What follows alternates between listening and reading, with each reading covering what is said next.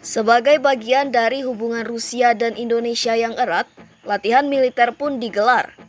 Langkah tersebut adalah pertama kali bagi Indonesia dan Rusia, dikenal dengan sebutan Oruda 2024. Menurut RIA Novosti, pada 4 November 2024, dalam artikel yang berjudul Latihan Gabungan Pertama Angkatan Laut Rusia dan Indonesia, Oruda 2024 telah dimulai. Latihan bilateral pertama antara Angkatan Laut kedua negara, Oruda 2024, diumumkan pada bulan Agustus. Latihan tersebut dimulai pada 4 November dan akan berlangsung hingga 8 November 2024. Latihan tersebut akan terdiri dari pangkalan atau pelabuhan dan fase laut, di mana masing-masing akan digelar di Surabaya dan Laut Jawa.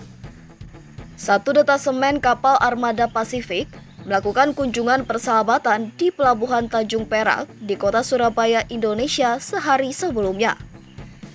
Detasemen tersebut termasuk korvet Gromky, Reski, pahlawan Federasi Rusia Aldar Sidenzavov, dan kapal pendukung Pechenga. Sebelumnya, kapal perang Angkatan Laut Rusia dan Angkatan Laut Tiongkok melakukan pelatihan penyelamatan di Laut Cina Timur.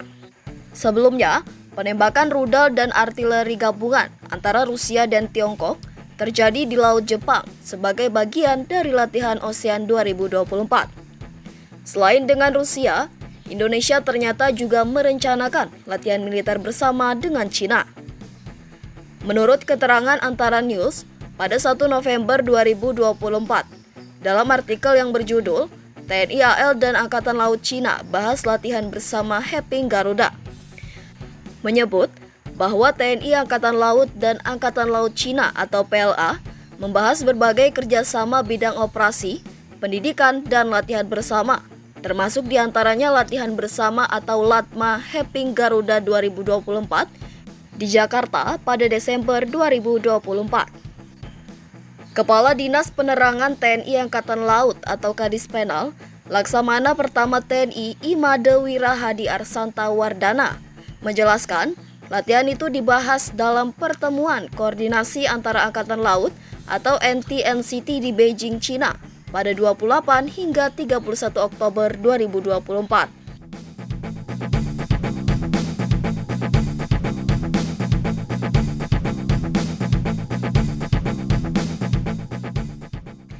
Sementara itu, Angkatan Laut Cina diwakili oleh Asisten Kepala Staf PLA Laksamana Muda Li Wei yang didampingi 7 staf dari Angkatan Laut Cina. Dalam pertemuan itu, delegasi TNI AL juga mengundang secara langsung Angkatan Laut Cina untuk mengikuti latihan bersama Multilateral Naval Exercise Komodo atau MNEK kelima di Bali pada Februari 2025. Kemudian, ASEAN Plus Cadet Sail 2025 yang diperuntukkan kepada Taruna Akademi Angkatan Laut Cina. Delegasi Angkatan Laut Cina dalam pertemuan yang sama juga mengundang TNI AL menghadiri forum internasional bertajuk Maritime Community with a Shared Future yang dijadwalkan pada November 2024. TNI AL dan Angkatan Laut Cina juga membahas rencana untuk latihan bersama atau pacing exercise saat kapal perang dari masing-masing negara melewati satu sama lain dalam kunjungan persahabatan ke perairan Indonesia ataupun Cina. Angkatan Laut Indonesia terbukti bukan matra dengan kualitas seadanya. Ini nih buktinya. TNI AL masuk dalam 5 besar yang terkuat di dunia menurut Direktori Kapal Perang Militer Modern Dunia. Nah, menurut hasil survei terbaru ini, Angkatan Laut Indonesia menempati posisi keempat atau di atas Korea Selatan. Peringkat ini disusun berdasarkan jumlah total kapal perang dan kapal selam yang dimiliki, serta faktor-faktor lainnya. Tapi selain Indonesia dan Korsel, negara mana aja sih yang masuk 5 besar ini? Nah, yang pertama ada Amerika Serikat. Angkatan Laut AS secara luas dianggap sebagai yang paling kuat di dunia dengan rating sebesar 323,9. AS juga mendapat nilai sangat tinggi karena punya banyak tipe kapal perang dan kapal selam. Angkatan Laut AS juga memiliki total 243 unit kapal aktif pada November 2022 lalu.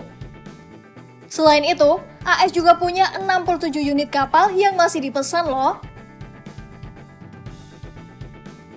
Terus yang kedua ada China, yang mendapatkan rating sebesar 318,9. Menurut survei, China memiliki 425 unit aktif pada Agustus 2023. Tak mau kalah dengan AS, China juga punya armada yang baru dipesan sebanyak 14 unit. Di peringkat ketiga ada Rusia, yang mendapatkan rating sebesar 242,3. Nah, jumlah kapal di Angkatan Laut Rusia ini, kabarnya ada sekitar 265 unit yang masih aktif sejak Maret 2023 lalu. Rusia juga dilaporkan sedang memesan 82 unit baru yang mencakup kapal perang korvet dan juga kapal selam.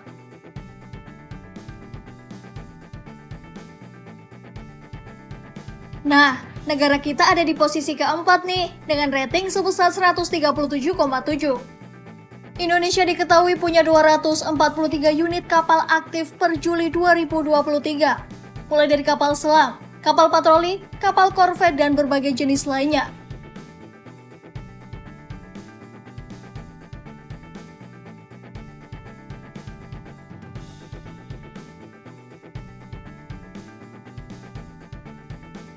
Dan yang terakhir ada Korea Selatan dengan rating sebesar 122,9.